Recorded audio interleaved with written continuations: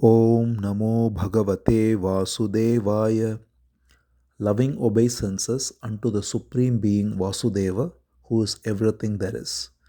Janmadyasya yato anvayaditaratascha artheshu abhignaswarat tene brahmahridaya adikavaye muhyanti yat surayah tejo vari mridam yatha vinimayo yatra sargo mrisha dhamna svena sada nirastakohakam satyam param dhimahi. We meditate upon the transcendent absolute being from whom springs forth this universe. He is present in all that exists and yet distinct from everything. He is fully conscious and totally independent. He revealed to the first seer Brahma the import of Vedic wisdom. The material creation, made of threefold gunas, appears in him as though real, like water in a mirage.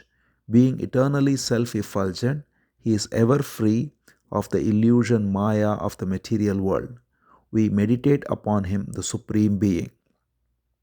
Nigamakalpataror galitam phalam shukamukadamrita drava sanyutam pibata bhagavatam rasamalayam muhuraho rasika bhuvi bhavukaha. O devotees who relish a taste for divine love, Bhagavatam is the fully ripened fruit of the wish-yielding tree of Vedas, flowing as immortal nectar from Shuka Brahma Rishi. Go on drinking this nectar day after day. So now we are in the last chapter of the third Skandha of Srimad Bhagavatam. We have seen in the last few chapters the detailed teachings of Lord Kapila. And now Mother Devahuti has listened to all these teachings and she is situated in total understanding and devotion. So Maitreya says, Devahuti, the beloved spouse of sage Kardama and the blessed mother of Lord Kapila, having heard the discourse of the Lord, her ignorance was completely removed and she bowed to him, who is the great teacher of Sankhya, Lord Kapila, and she praised him or glorified him as follows. She said, O Lord, Brahma, the original creator, he only came from you and he first saw you, and it is your vision of the cosmic being, the Virat Rupa, which created the various elements, the gross elements, the subtle elements, the sense objects, the mind, and the intellect, and everything came from your cosmic being. And it is that which is the source of Brahma himself, and he was blessed with your vision, and you are ever without any action, and yet you have inconceivable powers, and with these powers everything happens perfectly. Your own power of Maya, the material energy, takes care of the creation, dissolution, and sustenance of the universe, and yet you remain untouched by it and ever actionless as the non-doer.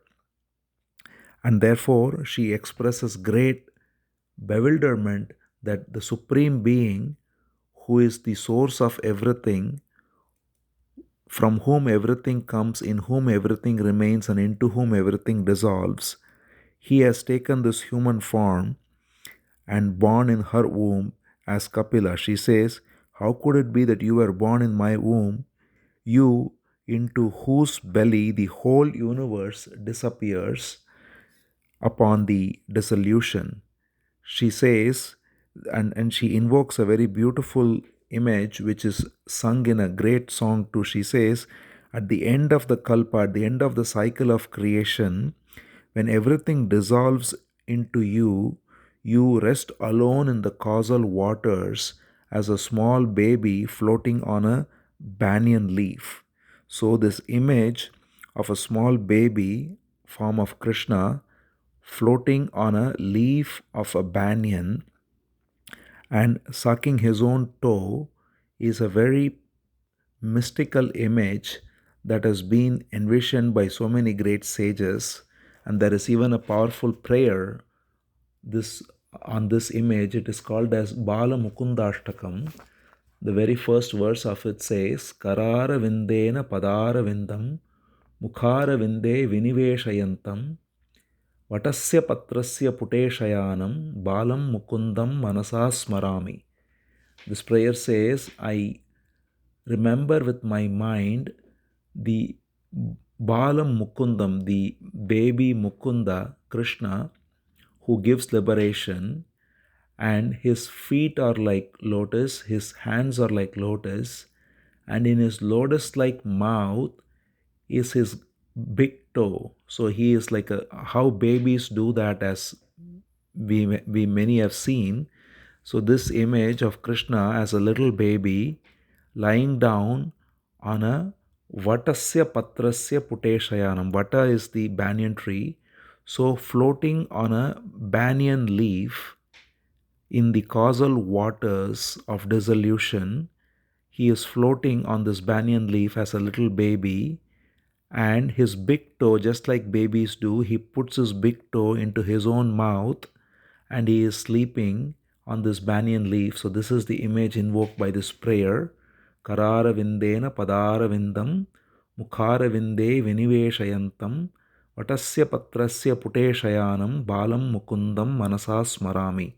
So this prayer, or this image of the Supreme Being, Mukunda, the giver of liberation, lying down on a banyan leaf, is what Mother Devahuti invokes here. She says, Vishwam Yugante Vatapatra Ekaha Shete Sma Maya Shishur Angripanaha. Vishwam Yugante, at the end of dissolution of this universe, Vatapatra Eka Shete. She says the same thing. You are lying down on the leaf of a banyan tree with all the powers of Maya under your control. And such supreme being that you are, you have through your own mystic power taken birth as my son, Lord Kapila. So she says, you assume such personality in various ways for two purposes: extermination of the wicked and for giving your highest teachings. You appeared as Varaha, so we saw the Varaha avatar, the boar form. So Devahuti says you have appeared as Varaha and so on for the extermination of the wicked, and now you have appeared as my son Kapila for showing the path leading to self-realization. So she says, by simply hearing and chanting your names, bowing to you, or even remembering you, anyone, regardless of their birth, regardless of their lineage, whatever it may be, they become worthy of adoration. It is simply surrendering unto you that makes one a wise being. It makes one a true Brahmana.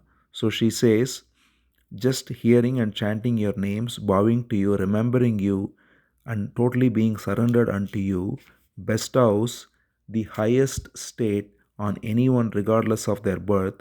And therefore, she says there can be no doubt that anyone can attain the object of life, the very purpose of life, by simply surrendering unto you. Because she says, anyone, just by taking the name of your holy names on the tip of their tongue, by simply uttering your name, it is as if they have practiced all penance, they have done all sacrifices, they have bathed in all sacred waters, and they have recited all of Veda. So that is the glory of the name of the Lord, to take the holy name with love, not mechanically, to take the holy name of the Supreme Lord with love, and to surrender unto Him as the only truth there is, the source, sustenance, and dissolution of the entire universe, and therefore to hold Him in the heart with love is the equivalent of doing all sacrifices, penances, pilgrimages, and so on, she says. And then Mother Devahuti says, in the form of my son Kapila, she concludes by saying this nice prayer. She says, as Kapila, you are no other than the supreme reality, the highest being, who could be conceived only in a mind that has been turned inward, and who brings to end the suffering due to the three gunas. You are Lord Vishnu himself, the source of all the Vedas. I bow to you. So she says, Tam Tvam Aham Brahma Param Pumamsam pratyag srotrasya atmani samvibhavyam swatejasa dvasta gunapravaham vande vishnum kapilam vedagarbham. So Vande Vishnum Kapilam Vedagarbham. O Supreme Lord Vishnu, who has appeared as Kapila, Vedagarbham, who holds all the Vedas within you, you are the source of all knowledge, all wisdom. I surrender unto you, who are no other than the Supreme Being, Brahma Param, Pumamsam, the highest person, the Supreme Person. And she also says, you can be conceived only by a mind that has been turned inward, and thereby you bring to end the suffering caused due to the three gunas. So, by being praised by Mother Devahuti like this, the Supreme Being Kapila gently smiled and said, O Mother Devahuti, following the easy path pointed out by me, you can realize the supreme goal here and now. Simply abide by this doctrine of mine, by this instruction of mine. This is the essence of all the Vedas, and by this you can realize the birthless state, which is my essence. And only who are ignorant of this go through the process of birth and death again and again. So he says, simply abide by this path or by this way that I have shown, margena anena mata. She says, Lord Kapila says, margena, this way, by following this mata, hey mother, you can abide in the highest state, in the supreme state of beatitude, of bliss, of peace, here and now. And what is this way that Lord Kapila has given? So, to quickly summarize, it's very direct and very practical and very beautiful. Lord Kapila began by saying, mind is the enemy of one's realization, and when the mind is purified, then the very mind becomes the aid to realize the truth that the Supreme Being alone is. And the way to purify the mind is through wisdom, knowledge, and dispassion. Jnana, bhakti, vairagya. And the mind goes to wisdom, devotion, and dispassion through association with saints, with satsanga. And once it gets satsanga, it is ready for these three, jnana, bhakti, vairagya. Then he spoke about jnana, which is the discrimination between purusha and prakriti. Prakriti being nature, both external and internal, made of 24 categories, and purusha being the pure consciousness that alone transforms as prakriti and yet remains unaffected by it. And he gave a beautiful example that just as sunlight reflected in a pot of water, the sun seems to shake with the water shaking, and yet the real sun remains unaffected. Similarly, the reflected light of consciousness, identified with nature, seems to go through suffering, happiness, and all the cycles, whereas the source of the I thought, which is pure consciousness, remains unaffected, and that is our nature. This is the direct teaching of wisdom or self-inquiry. Then he said this is not to just to be understood intellectually, but to be felt by the heart, which is melting in devotion. By having devotion to the Supreme Being, to the truth of our own self, to He who alone is, this becomes a realization in the heart and not simply an intellectual understanding. So that is the teaching on bhakti. And thereby he said bhakti is not to be tainted with the three gunas, which are the three types of bhakti which are still impure. But the fourth and the highest bhakti is that which surrenders unto this Supreme Being, Purusha, as the only reality there is.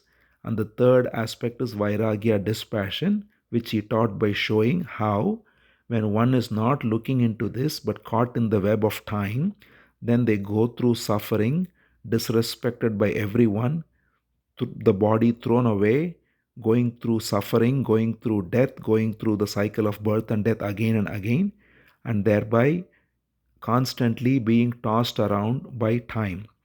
And therefore, to be free of time is to develop dispassion for any attachment to temporary objects. So these are the three direct teachings, jnana, bhakti, vairagya.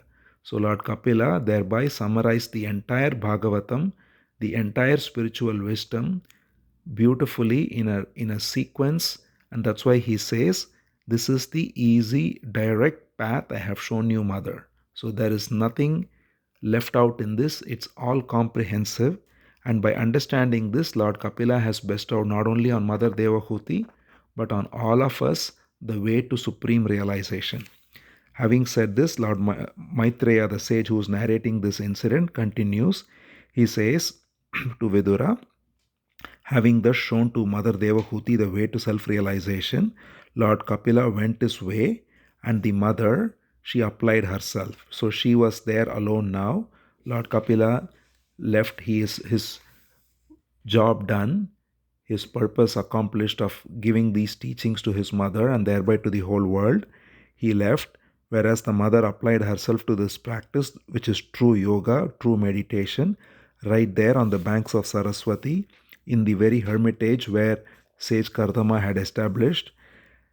And as we remember, Sage Kardama had created an opulent place there. He, through his yogic powers, created a mansion with all kinds of opulences and precious stones and comforts, and yet now she was alone there and she was completely unattached to all of that. She remained totally detached from all those opulences there, and she was taking bath in the river Saraswati daily, and she did not care for her appearance. Her hair grew brown and her physical body became emaciated, and she was constantly engaged only in the remembrance of this teaching of abiding in the pure being, in devotion, and naturally dispassion, vairagya, and thereby she was constantly abiding in her own self and fixing her thought exclusively on Sri Hari. She grew indifferent to everything. Her only, it's said that she did have, the only thing she felt was separation from her son, Lord Kapila, because uh, the fact that she had this great association with her own son, who is also her guru, and now he has left in the physical frame, even though his essence is always there as the supreme self of all, and that is what he has taught her, still it is very natural for her to feel the physical separation of her son, who is also her guru. But other than that, she was completely abiding in her own being, meditating on the form of the Lord, and with her mind totally purified by devotion, by dispassion, and by wisdom. She realized Brahman by abiding in her own self, and her mind is now settled. It says she was fully settled in Brahman, and she did not have any identification as an individual jiva anymore, and therefore she was rid of all afflictions, all miseries, and she attained the final state of peace and beatitude right there, and firmly established in this deep meditation, in this samadhi. She was not even conscious of her body, just as a man, it is said, who awakens from sleep is not conscious of the body he had in his dream. Similarly, she was not even conscious of her own body, and her mind is fully merged in Vasudeva, the Supreme Being, and she did not even perceive her body. It is said that she had no conception of her own body. It was given as an example before, just as a one who is taken to liquor does not even know whether he is wearing clothes or not. Similarly, one who is abiding in this pure being is not even conscious of his own body. And this is the blessed state that Mother Devahuti was given by Lord Kapila. And in this way, Mother Devahuti realized the Supreme Being who is eternally free, the Supreme Spirit, and her mortal frame dissolved eventually, and she left the body. And this place is called as Siddhapada because she attained perfection there. It is called Siddhapada, and this is still a holy place in Bharat. It is called Siddhapur. It is in the state of Gujarat. It is called Siddhapur, and even today it is considered a very sacred spot, especially for honoring one's mother. So many people go there to honor their deceased mothers, and it is on the banks of the river Saraswati, which is dried up now, and it is there in the state of Gujarat. So this is the place where this ashram was there, where she received the teachings and where she also left her mortal frame.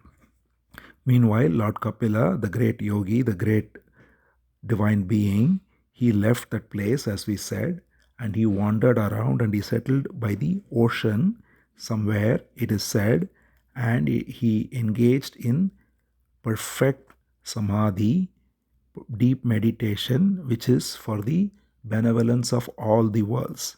And interestingly, there is some speculation that the ocean that is referred to, he went to a forest land by the ocean, it is said, and therefore it is called Kapila Aranya, and it is said to be very far away from Bharat in the Netherland, and therefore some wise ones have said that this could be, interestingly, the word Kapila Aranya is very close to California, and therefore there are many who have even seen many signs, including the various holy spots that are held sacred by even the natives of that land, and therefore it is not beyond the realm of possibility that Kapila Aranya is what is known as California. In any case, we don't know that for a fact, but it is only said that Kapila went to a forest by the ocean far away from Bharat and settled in deep meditation. And he engaged in great penance for the good of all world. So Maitreya concludes his narration to Vidura, and he says, O Vidura, thus I have narrated to you the holy discourse, dialogue between Lord Kapila and Mother Devahuti. And he also says, just as Lord Kapila said in the last chapter, he says, one who listens to and shares this teaching of Lord Kapila, which is the highest of all doctrines and the means to God realization directly, he is able to fix his mind on Lord Vishnu, the Supreme Being, and attain the Lord's lotus feet instantly. So all of us who have listened to this entire dialogue between Lord Kapila and Mother Devahuti are thereby blessed by sage Maitreya to realize the Supreme Being, to realize God here and now. With this chapter ends, and also the third Skandha ends. Om Namo Bhagavate Vasudevaya.